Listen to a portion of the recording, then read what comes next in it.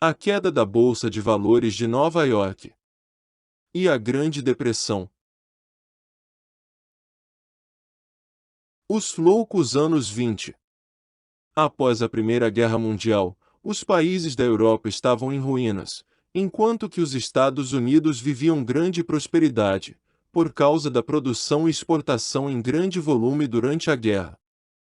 Com o aumento da produção, os Estados Unidos, durante a década de 1920, tinham crescimento e prosperidade suficientes para dominar outros mercados, como a América Latina. Esse período ficou conhecido como Loucos Anos 20. O consumo havia aumentado, a indústria criava o tempo todo bens de consumo, boates e clubes viviam cheios e o cinema tornava-se uma grande diversão. Com essa prosperidade, as ações eram valorizadas. Crise de 1929. Em setembro de 1929, o índice Dow Jones, que avalia o mercado de ações nas bolsas de valores, registrou o pico máximo e o mercado começava a sentir que uma queda no valor nominal das ações poderia se aproximar. Com isso, e devido à desconfiança do mercado, o volume dos negócios havia caído substancialmente, até a situação ficar insustentável. Inicia-se então a crise de 1929, que, em suma, traduziu-se em uma crise de credibilidade. Os acionistas colocavam suas ações à venda, em enormes volumes, e como havia poucos compradores, os preços das ações caíam. Deu-se início a uma espiral descendente. Por falta de recursos, as empresas demitiam seus funcionários, que ficavam sem emprego e deixavam de consumir. Sem vender, as empresas ficavam sem recursos. Por falta de recursos, bancos e fábricas faliam e os efeitos da crise se espalharam pelo mundo. A crise ocorreu por causa da quebra da bolsa e também por outros dois motivos. Superprodução agrícola. Havia sido formado um excedente de produção agrícola nos Estados Unidos, porque não encontrava nenhum comprador, seja dentro ou fora do país. Diminuição do consumo. As indústrias cresciam, mas o poder aquisitivo da população não. Ou seja, aumentavam as ofertas e diminuíam os compradores, fazendo com que várias indústrias falissem. Uma Quinta-feira Negra.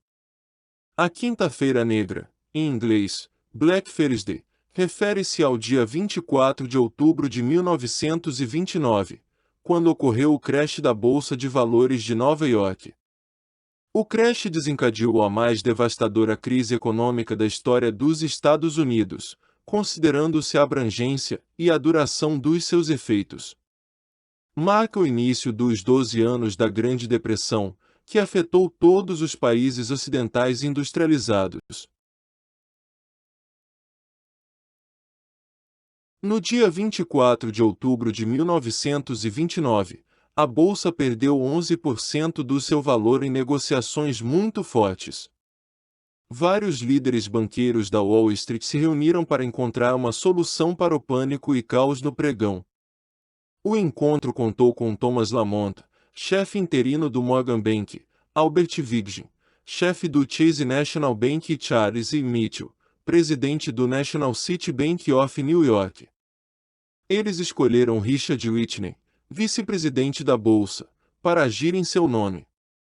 Com os banqueiros e seus recursos financeiros, Whitney colocou uma oferta de compra de um grande bloco de ações na US Steel a um preço bem acima do mercado e muitos investidores de ações quiseram vender rapidamente suas ações. 6.091.870 de títulos financeiros foram rapidamente vendidos no mesmo dia, tornando-se o terceiro maior volume de negócios da história da Bolsa. Esta quebra fez com que empresas e bancos fossem à falência e o valor das ações, nas bolsas de valores, caíssem muito de um dia para o outro. Essa quebra repercutiu na maior parte dos países capitalistas. Muitas pessoas perderam os seus empregos, havia pânico entre as pessoas, levando algumas ao suicídio, inclusive 11 grandes especuladores da bolsa. O desemprego aumentou, a produção industrial americana ficou reduzida a 54%, e o mercado perdeu mais de 30 bilhões de dólares em 2 dias. O mercado continuou a cair, chegando a um número negativo histórico em 13 de novembro de 1929, com 198,60. O mercado foi recuperando durante vários meses, atingindo um pico de fechamento secundário de 294,07 em 17 de abril de 1930, antes de embarcar em um outro pico negativo.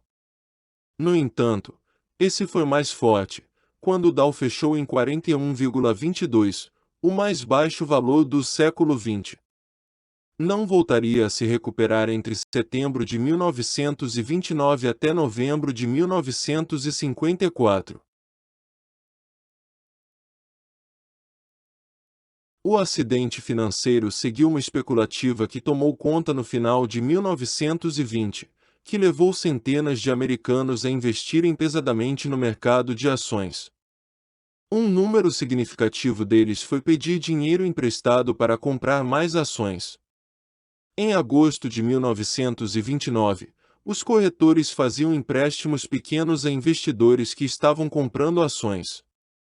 Mais de 8,5 bilhões de dólares foram emprestados, mais do que a metade de todo o dinheiro em circulação nos Estados Unidos na época. Os preços das ações estavam subindo e incentivando mais pessoas a investir. As pessoas esperavam que os preços das ações iriam subir ainda mais.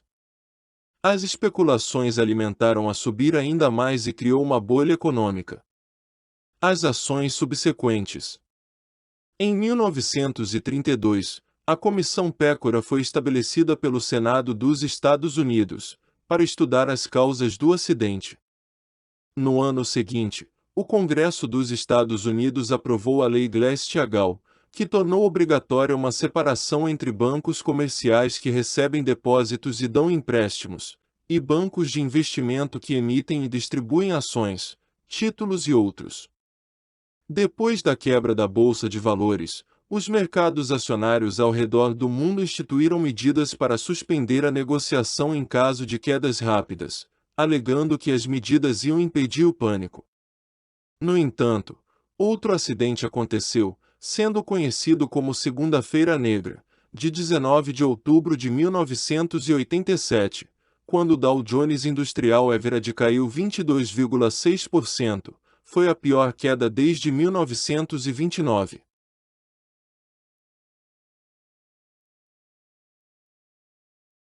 A Grande Depressão.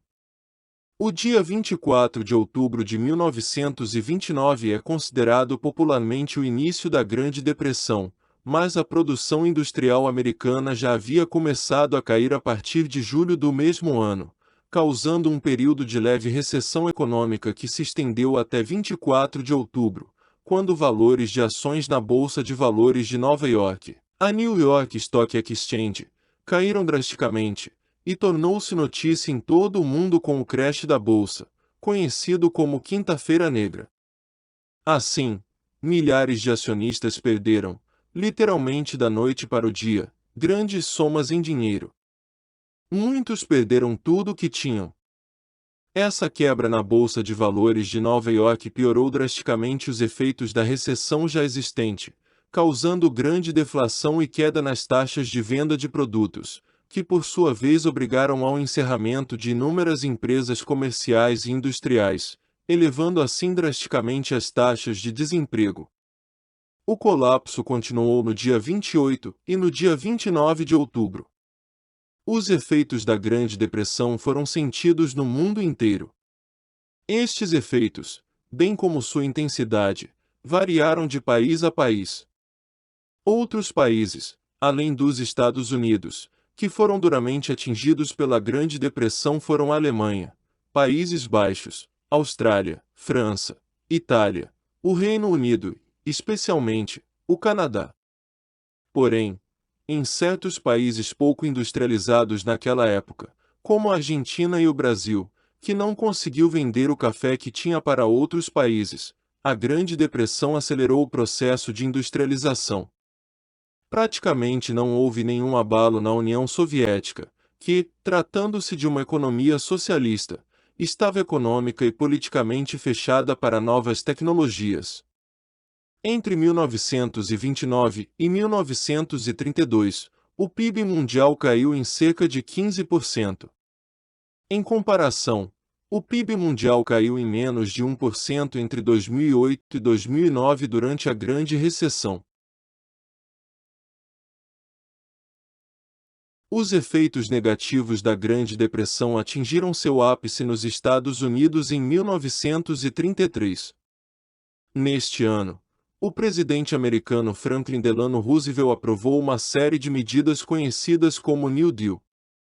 Essas políticas econômicas, adotadas quase simultaneamente por Roosevelt nos Estados Unidos e por Hjalmar Schacht na Alemanha, foram, 3 anos mais tarde, racionalizadas por John Maynard Keynes em sua obra clássica.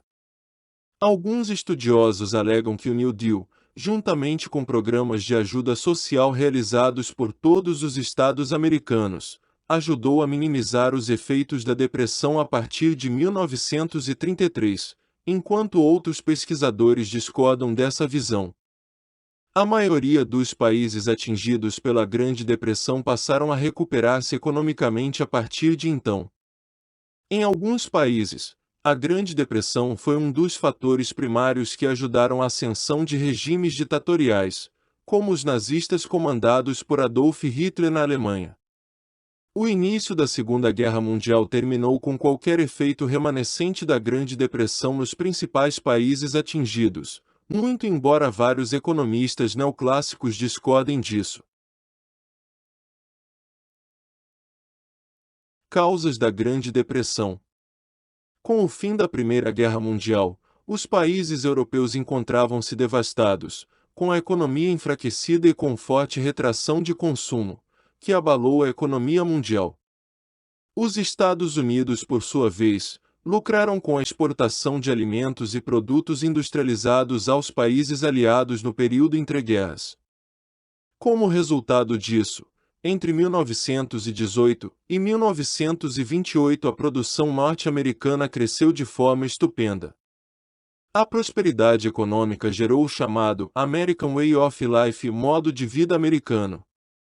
Havia emprego, os preços caíam, a agricultura produzia muito e o consumo era incentivado pela expansão do crédito e pelo parcelamento do pagamento de mercadorias.